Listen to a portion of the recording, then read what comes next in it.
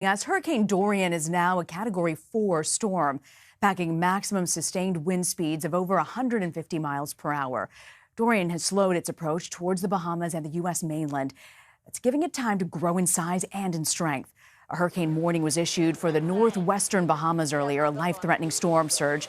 There could actually cause water levels to rise as much as 15 feet above normal. Residents have begun preparations for the potential damage. Well, Americans along the East Coast, from Florida to the Carolinas, are stocking up on emergency rations. Hurricane Dorian could make landfall shortly after the holiday weekend, or it could stay away from the mainland altogether. President Trump took to Twitter earlier today, issuing a warning. It was to South Carolina, North Carolina, and Georgia. He said that the storm is, quote, moving around and very hard to predict. Expect that it's one of the biggest and strongest and really wide that we've seen in decades. Be safe. CBS News contributing meteorologist Jeff Baradelli joins me now. So, Jeff, what is the latest on Dorian? So the latest is it's stronger. Winds are 150 miles an hour. So that's a Cat 4. But when winds jump to 156 miles an hour, it becomes a Cat 5. It may or may not happen. Luckily, it's over the open waters right now when it's doing that. Also, there's been a shift in the track as well. So the track is probably going to be slightly to the east, I think, and it may not actually make landfall in the state of Florida. Can you believe that after all this? But I'll tell you, no one's unhappy about that. Absolutely. Everyone in Florida is breathing a careful sigh of relief. So notice, though, it gets stuck over Grand Bahama. It's going to be a really devastating storm for them, probably with winds of 140 miles an hour. But notice it parallels the coast as we head into Tuesday and Wednesday, but does not come on shore. Now, you know, we could have landfall anywhere in that cone, but obviously it's more likely near the center of the cone.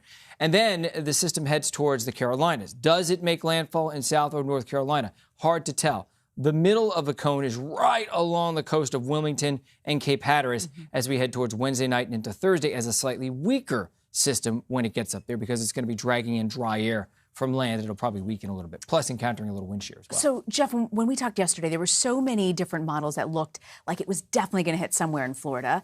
And we wake up this morning and see this sudden shift. What happened exactly? So hurricanes are big and strong, but they're also extraordinarily vulnerable to the outside influences, their environment.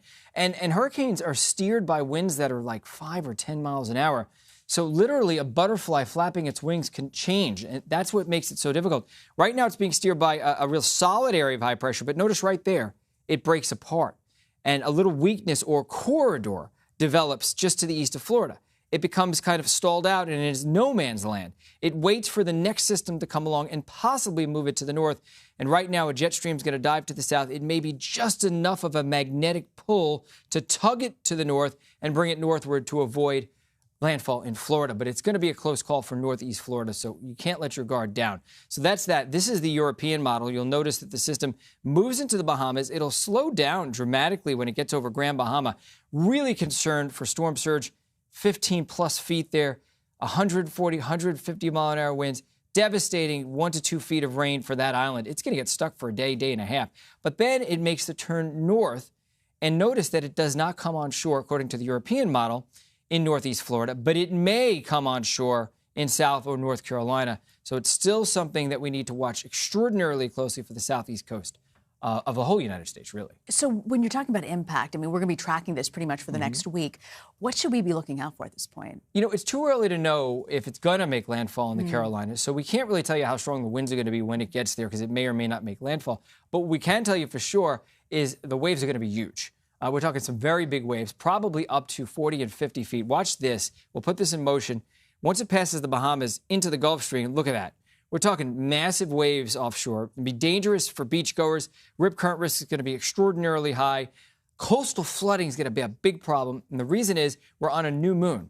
On a new moon, tides are always higher. Plus, we're in the fall. We have king tides. So watch out for coastal flooding. That's going to be an issue. And obviously, large, rough, crashing waves.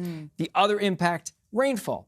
And that's a question of exactly where it goes. So right now, this is the American model showing that most of the heavy rain east of Florida. So maybe 2 inches of rain, West Palm Beach, maybe 2 to 3 inches of rain, Titusville, Jacksonville, not a big deal.